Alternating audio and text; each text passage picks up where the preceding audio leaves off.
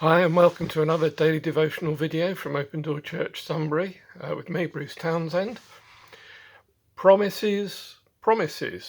We all make them, don't we? We all make promises. This here is a promise.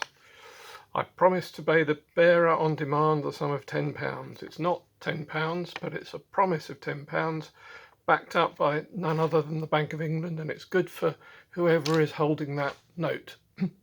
There's a scene in Shrek 2, I think it was, where Shrek receives assistance from a complete stranger, and as he's leaving he rears up on his horse and says, "I will return and repay you, unless I forget or I can't find you." Hey, we all make promises and we all intend to keep them, but sometimes we can't or we don't for different reasons. We're unable or we simply forget. God had made a promise to Abraham that he would have descendants. Abraham has presented a complaint. "You promised me children, and I have none, not one." And Abraham and Sarah, we assume, have been playing their part. Not going into details, this is a family show. But it hasn't been happening. No offspring of any sort, let alone a son and heir. And today we're looking at God's response to Abraham's complaint. So we're in Genesis chapter 15 and verse 7. God said to Abraham, "I am the Lord who brought you out of Ur, out of the Chaldeans, to give you this land to take possession of it." But Abraham said, "Sovereign Lord, how can I know that I shall gain possession of it?" So the Lord said to him, "Bring me a heifer, a goat, and a ram, each 3 years old, along with a dove and a young pigeon."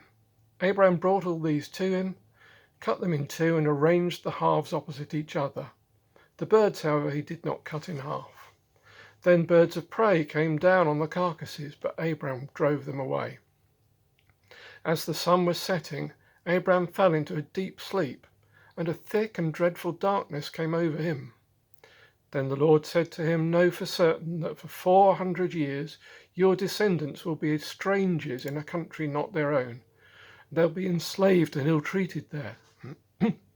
But I will punish the nation they serve as slaves, and afterwards they will come out with great possessions. You, however, will go to your ancestors in peace and be buried at a good old age. In the fourth generation, your descendants will come back here, for the sin of Amorites has not yet reached its full measure."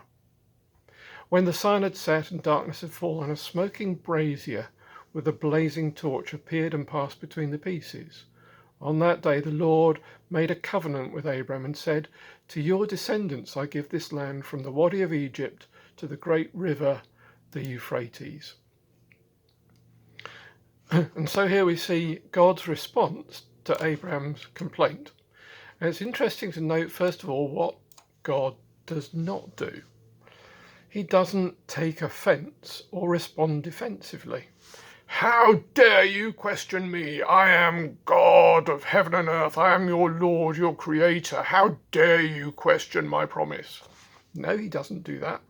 He doesn't make threats. He doesn't say, "Well, if that's what you're going to be like, I shall take my promise away from you and give it to somebody else. I will fulfill my purpose through someone else."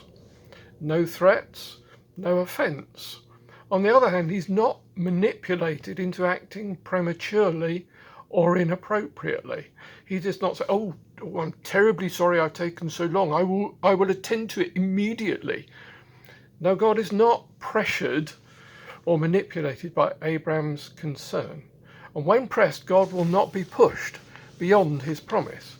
On the other hand, he does not dismiss Abraham's concern.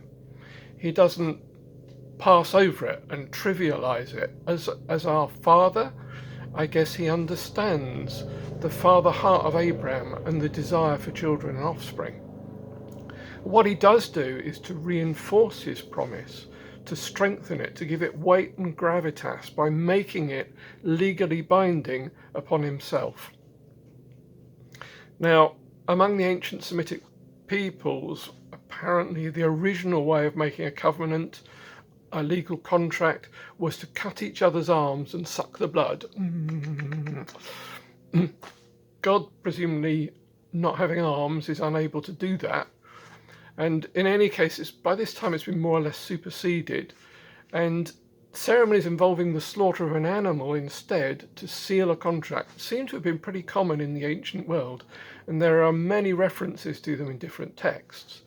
This particular ritual, which we've come to know as cutting a covenant, is less common, but it's not unknown outside the Bible, and it seems to carry an implication of a curse upon the party that breaks the covenant. May what happened to this creature today happen to me if I break the promise that I'm making to you. That is the weight that God places upon himself. Normally, both parties would participate by passing between the cut halves of the animal. In this case, only God, represented by this blazing fire, in a similar way perhaps to the pillar of fire that travelled with the Israelites through the wilderness under Moses, God himself passes between the two halves of the animal. So it's a unilateral covenant. Nothing is required of Abraham. God has already accepted Abraham's faith as all that is necessary. The fulfillment of the promise will be a grace gift, in the same way that God's gift of salvation to us is a grace gift and requires nothing of us but to place our trust, to entrust ourselves to it and to God's grace and mercy. Then comes one of the most controversial verses, probably in the whole Bible. To your descendants I give this land. A verse that literally, it's not overstating it to say that wars have been fought over the principle of this verse. Whose land is it? Israel, Palestine, to whom does it belong? And there are some people who implacably oppose the right of Israel to exist as a nation. And those people would do well to remember the promise of God. God made this promise before. He is simply adding weight to his original promise. Genesis 13, all the land that you see I will give to you and your offspring forever.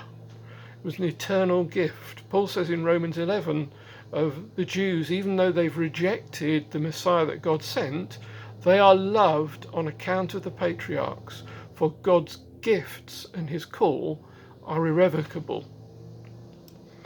On the other hand, there are some, particularly among conservative evangelicals, particularly in North America on the right wing, if you like, whose support for Zionism is unconditional.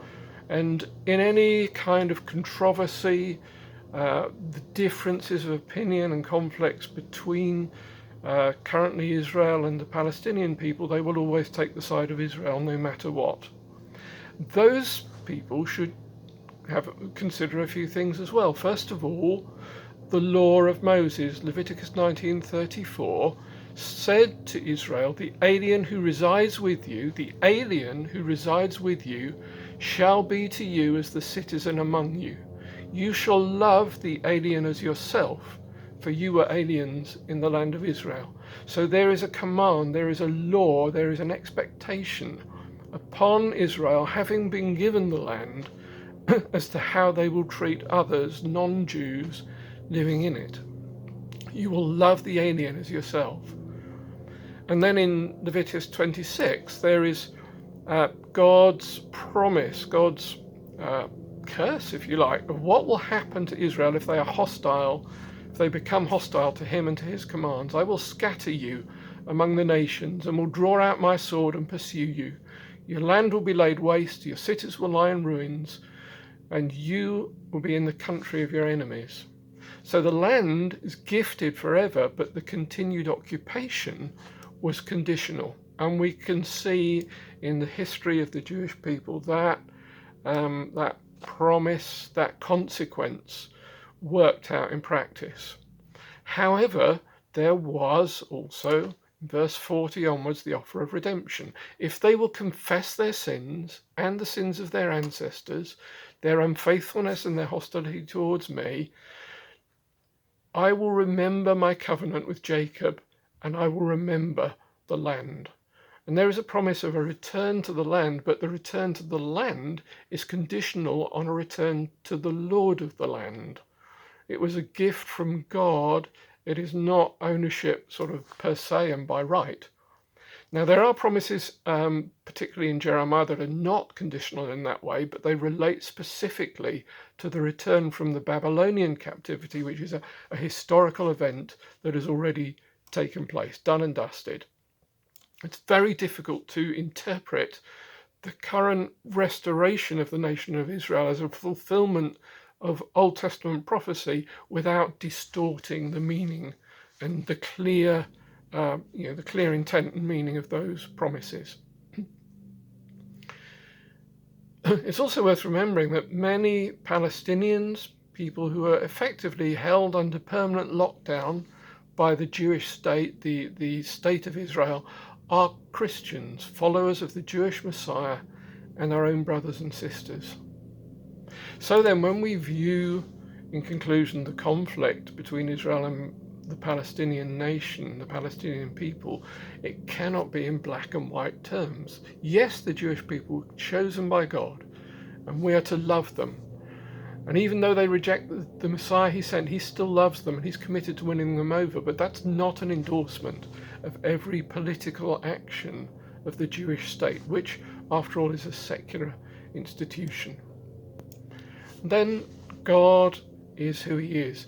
He is not deflected from his purpose by our feelings or protests. He cannot be pressured or manipulated into doing what we want when we want him to do it. But on the other hand, just as God did not dismiss Abraham's feelings and his concerns, nor does he dismiss ours. It's always good and right to bring, to share, to express our feelings and concerns to the Lord. Cast all your anxieties on him, Peter said in his little letter, because he cares for you. So, Father, help us, please, to have the boldness to bring our cares and concerns to you, but to have the faith and trust and confidence to leave them with you, knowing that you care for us and love us. Amen.